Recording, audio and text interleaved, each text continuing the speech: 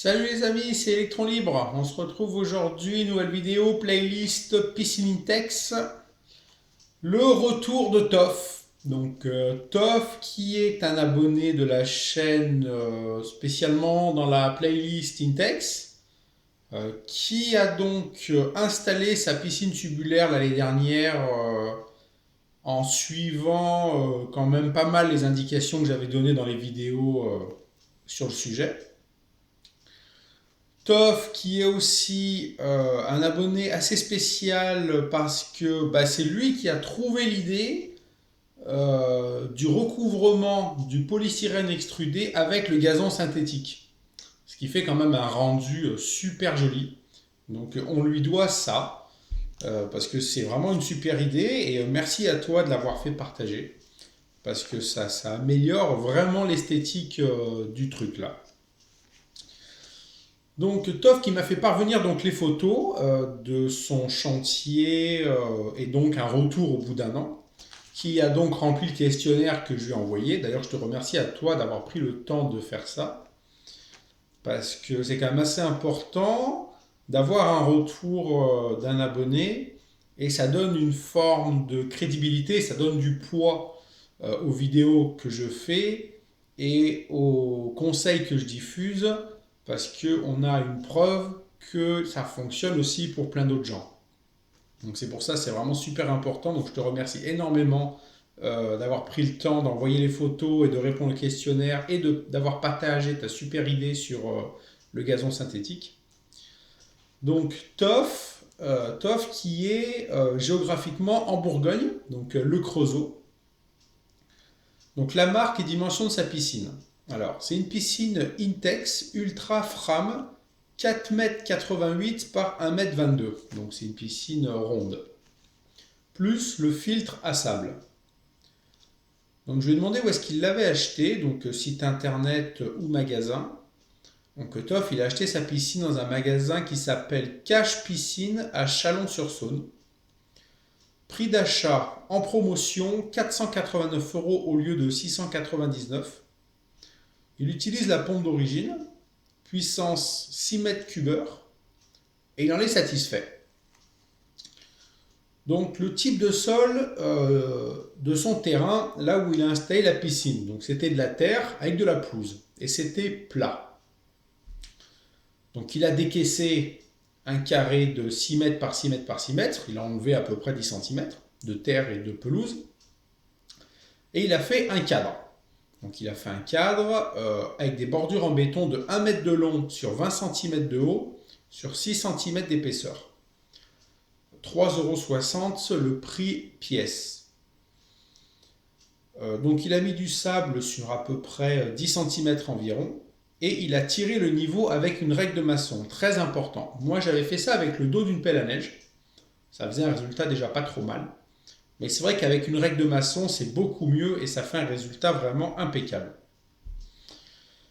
Ensuite, au niveau des plaques en polystyrène extrudé, donc il a pris des 40 mm d'épaisseur, donc les mêmes que les miennes.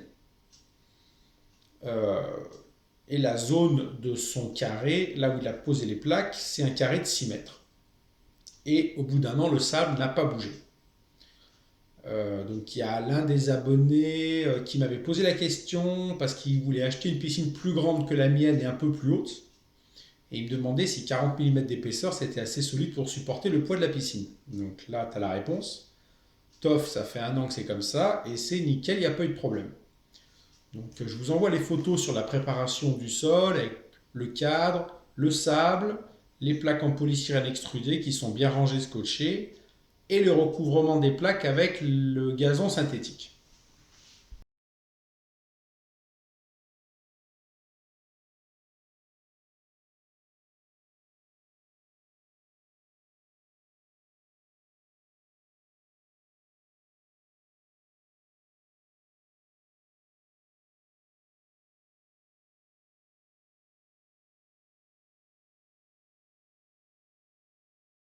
Alors ça, c'est un super beau chantier.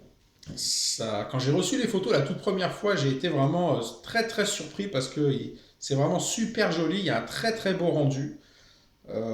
Cette idée de L'idée de Toff de recouvrir les plaques en polystyrène avec du gazon synthétique, c'est vraiment tout simplement génial. Il a vraiment fait un super beau boulot. Franchement, très très surpris et je suis vraiment très très content de voir que mes vidéos, elles ont aidé à la réalisation de son projet et que ça se passe bien, qu'il en profite et que tout va bien. Ensuite, au niveau des commentaires. Alors, pour la bâche qui est fournie avec la piscine, celle qu'on doit mettre en général entre la piscine et le sol. Là où moi j'ai mis la feutrine. Donc Toff me marque, j'aurais dû me casser la jambe avant de l'installer, une vraie merde. Elle a fini complètement déchirée avec le vent et les aléas. Voir photo.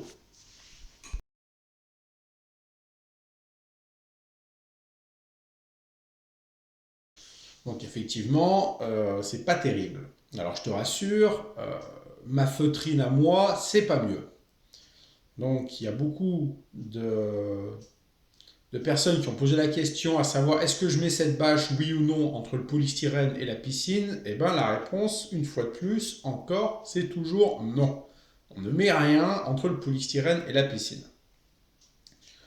Au niveau de la bâche d'hivernage, donc Toff, il me marque la bâche qui est fournie avec la piscine, excuse-moi de dire ça, mais c'est une vraie merde. Pas tenu de moi, premier coup de vent déchiré. Le vendeur du magasin m'a prévenu que ça tenait un hiver. Il avait raison, Intex devrait faire des efforts sur ce produit car c'est du foutage de gueule. Donc il m'a fait parvenir donc la photo.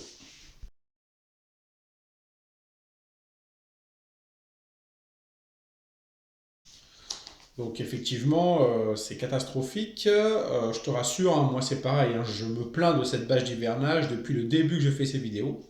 D'ailleurs, la mienne aussi, elle a commencé à se déchirer, mais dans l'autre sens. J'ai réparé avec du scotch d'aluminium. Donc cette année, je vais la jeter. Hein. On verra ça ensemble quand on fera la vidéo sur la remise en route de la piscine. Et on essaiera de se bricoler autre chose avant l'hiver prochain avec une bâche de chantier de 300 grammes, quelque chose de costaud avec des œillets en métal. On essaiera de bricoler un truc.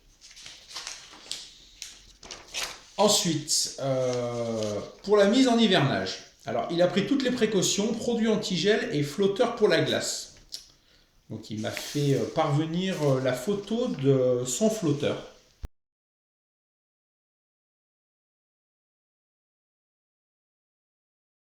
Alors, ça, c'est intéressant parce que j'ai quelqu'un qui m'a envoyé un message il y a une semaine. Donc, c'est Christophe Fawil qui me marque. Bonjour, j'envisage l'achat d'une piscine Intex type Ultra Silver. Ce qui m'ennuie, c'est l'hivernage, pas trop envie de démonter et remonter chaque saison.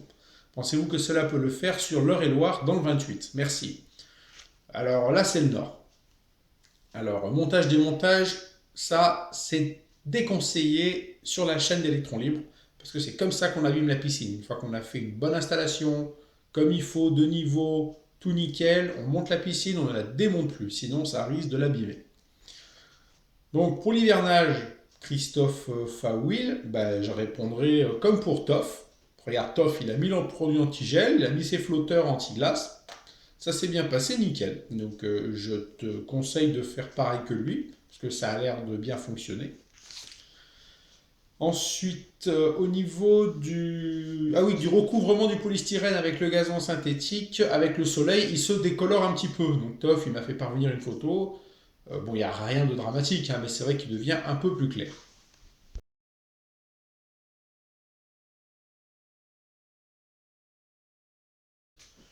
Mais bon, j'ai envie de dire, vaut mieux voir un gazon synthétique un peu plus clair plutôt que le polystyrène extrudé tout vilain. Donc voilà pour le retour de Toff. Super chantier, super photo. Très très impressionné de ce que tu as réalisé. Franchement, c'est super beau. Ça rend vraiment très très bien. Je te remercie de m'avoir fait parvenir tes photos. Je te remercie d'avoir répondu au questionnaire.